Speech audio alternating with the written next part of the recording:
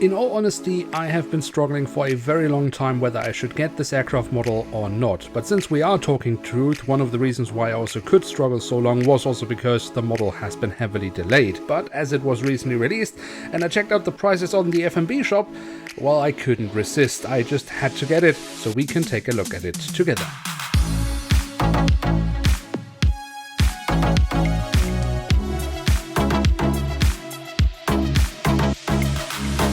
So with that, hello and welcome to a new episode of Review, where we today will take a closer look at an ATR72-600 of Windrose Airlines. At the front of the box we have a cutout so we can get a glimpse of the aircraft model inside, and on top of the box we have the Windrose branding. The back side of the box really doesn't offer us much. The only thing of interest here is simply the fact that this is a limited edition.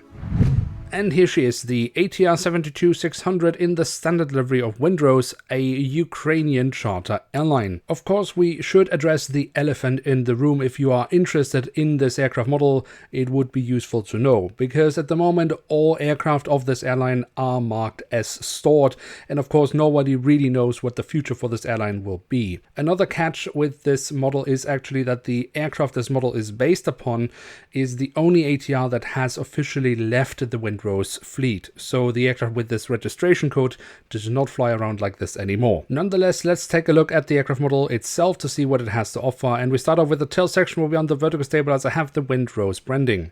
Of course, with the ATR, the horizontal stabilizer is placed on top of the vertical stabilizer, and I think Herpa has done a lovely job with the detailing here.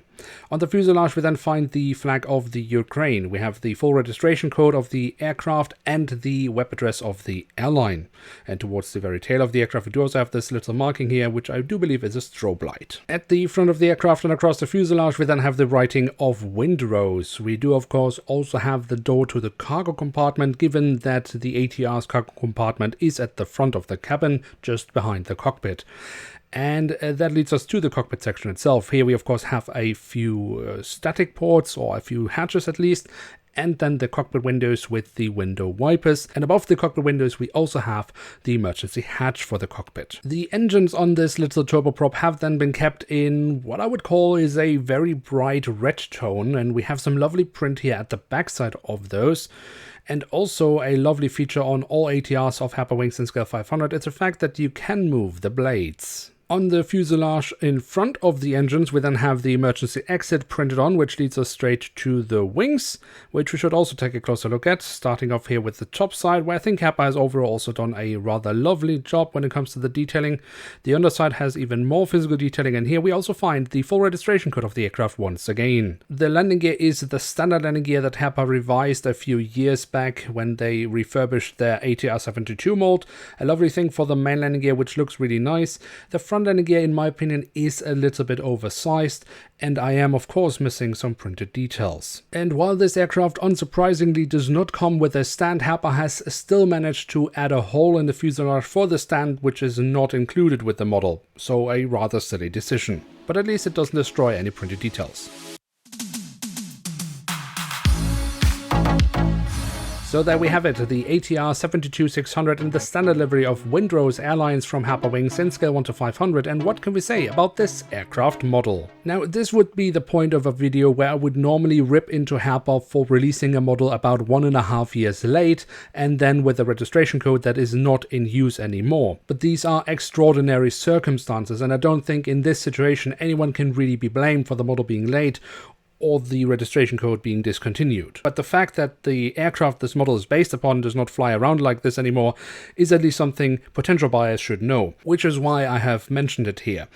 But the fact that Herpa even managed to release this model in the first place surprises me, but I'm quite happy about it, because it is actually a really lovely aircraft model. The amount of detailing they managed to get onto this tiny little aircraft is in my opinion sufficient, and the print quality and physical detailing of the model is also excellent. What can however not be explained away is the absolutely absurd official retail price for an ATR72 in scale 500 of 26 euros.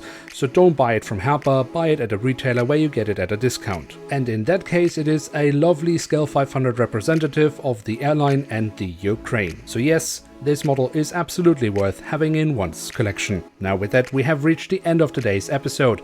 If you have enjoyed this video, then feel free to leave a like, and if you are new around here, why not hit subscribe? With that, I'd like to say thank you very much for watching, hope to see you soon again, I'm checking out, and bye.